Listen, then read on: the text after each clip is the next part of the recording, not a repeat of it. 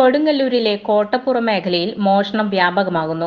കഴിഞ്ഞ ഒരാഴ്ചക്കിടയിൽ നിരവധി വീടുകളിലും സ്ഥാപനങ്ങളിലുമാണ് മോഷണം അരങ്ങേറിയത്.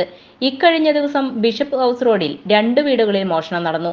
പരാപരത്തുപറമ്പിൽ സന്ദീപ്, കോണത്ത് മൈക്കിൾ എന്നിവരുടെ വീടുകളിലാണ് മോഷണം നടന്നത്. സന്ദീപിന്റെ വീടിന്റെ അടുക്കളവാതിൽ പൊളിച്ച് അകത്തു കടന്ന മോഷ്ടാവ് വെള്ളി ആഭരണങ്ങൾ കവർന്നു. സന്ദീപും കുടുംബവും വീട്ടിലില്ലാത്ത സമയത്തായിരുന്നു കവർച്ച. മൈക്കിളിന്റെ വീടിന്റെ മുൻവാതിൽ കുത്തി തുറന്നാണ് മോഷ്ടാവ് അകത്ത് കയറിയത്.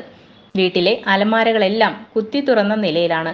ഇവിടെ നിന്നും വിലപ്പെട്ട വസ്തുക്കളൊന്നും നഷ്ടപ്പെട്ടിട്ടില്ല. മൈക്കിളും കുടുംബവും ദുബായിലാണ് താമസം.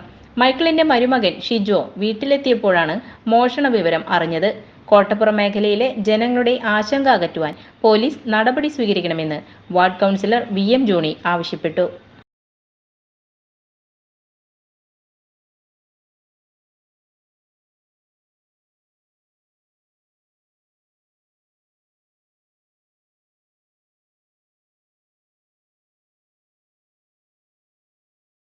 എല്ലാ ദിവസവും ലൈറ്റ് രാത്രി ഓഫാക്കിയിട്ടാണ് പോണത്. പകൽ വന്ന് ലൈറ്റ് ഓഫാക്കി വീട് പെട്ടെന്ന് നോക്കിക്കഴിഞ്ഞപ്പോൾ ഇതിൻ്റെ വാതിൽ ഇങ്ങനെ തുറന്നു നടക്കണമെന്ന് തോന്നി. അങ്ങനെ ഞാൻ തള്ളി തുറന്ന് നോക്കി കഴിഞ്ഞപ്പോൾ വാതിലാകെ പൊളിച്ചിട്ടേക്കുന്നു. അപ്പോൾ എനിക്കൊരു സംശയം പോലെ തോന്നി. ഞാൻ എല്ലാ റൂമുകളും പരിശോധിച്ചപ്പോൾ എല്ലാ അലമാരകളും കുത്തിപ്പൊളിച്ച് ഇട്ടേക്കണം. അവിടെ നിന്ന് കുറച്ച് സാധനങ്ങൾ, ചില സാധനങ്ങളൊക്കെ എടുത്തോണ്ട് പോയിട്ടുണ്ട്. അതുമായിട്ടൊന്നും നോക്കിപ്പോയിട്ടില്ല. ഒരു കാട്ടിലില്ലാത്ത കാരണം കൊണ്ട് നമുക്ക് എൻ്റെ അതുകൾ അറിഞ്ഞൂടാ. അടഞ്ഞു കിടക്കുന്ന വീട്ടിലാണ് ഇങ്ങനൊരു സംഭവം നടന്നത്. ഇന്നലെ രാത്രിയോട് വന്നതിന് സമയത്ത് നോക്കുമ്പോഴാണ് ബാക്ക് ഡോർ ഇങ്ങനെ കുത്തിപ്പൊളിച്ച് അകത്ത് കയറിയിട്ടുള്ളൊരു ഇത് കണ്ടത്. പിന്നെ നഷ്ടപ്പെട്ട സാധനം എന്ന് പറഞ്ഞാൽ കുട്ടിയുടെ കുറച്ച് സിൽവർ ഓർണമെൻറ്റ്സ് ഉണ്ടായിരുന്നു, അത് മാത്രമേ നഷ്ടപ്പെട്ടുള്ളൂ. പിന്നെ ഇന്നലെ രാത്രി തന്നെ പോലീസ് വന്നു. പിന്നെ SI വന്നു പരിശോധിച്ചു. അവർ നോക്കിയിട്ട് പോയിട്ടുണ്ട്. കോട്ടപ്പുറം കേന്ദ്രീകരിച്ചെന്ന് പറയുമ്പോൾ നമ്മുടെ മുസിരീസ് കായലോരം കേന്ദ്രീകരിച്ച് മേനക തിയേറ്റർ തുടങ്ങി ഈ ഒരു ബ്ലോക്കിൽ കുറച്ച് നാളുകളായിട്ട് നിരന്തര കളവുകൾ കിടക്കുകയാണ്. തുടക്കം കോട്ടപ്പുറത്ത് കായലോരത്തുള്ള ഒരു പുതിയതായി ആരംഭിച്ചൊരു ടീ ഷോപ്പിൽ അത് ആണിവാർ ഉപയോഗിച്ച് പൊളിച്ച് അതിനകത്ത് കയറി വ്യാപകമായി നശിപ്പിക്കുകയും അത്യാവശ്യം കളവ് നടത്തുകയും പോയത്. ഉടനെ തന്നെ പോലീസിൽ പരാതികൾക്ക് പോലീസ് വരികയും ചെയ്തു. തൊട്ടടുത്ത ദിവസം തന്നെ ഒരു സേവി എന്ന് പറഞ്ഞവൻ്റെ വീട്ടിൽ കയറി മൊബൈൽ ഫോൺ മോഷ്ടിച്ചുകൊണ്ടുപോയി. അതിനടുത്ത ദിവസം തന്നെ തൊട്ടപ്പുറത്തൊരു സെബാസ്റ്റ്യൻ എന്ന് പറഞ്ഞ പിള്ളേർ വീട്ടിൽ കയറി അവിടെ വീട്ടിലെ കടയിൽ നിന്ന് അവിടെ നിന്ന് മൊബൈൽ ഫോൺ മോഷണം പോയി.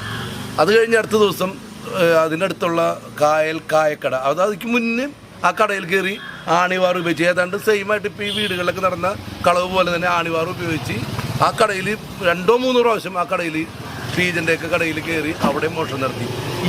ഇന്നലെയാണ് രാവിലെയാണ് ഇവിടുത്തെ ഈ ജോണിച്ചേട്ടൻ്റെ വീട്ടിലെ അവസ്ഥ അറിഞ്ഞ് ഞങ്ങൾ ചെന്ന് നോക്കിയപ്പോൾ മാരകമായിട്ട്, അതായത് അവർ അത് പൊളിച്ചകത്ത് കയറിയേക്കാണ്.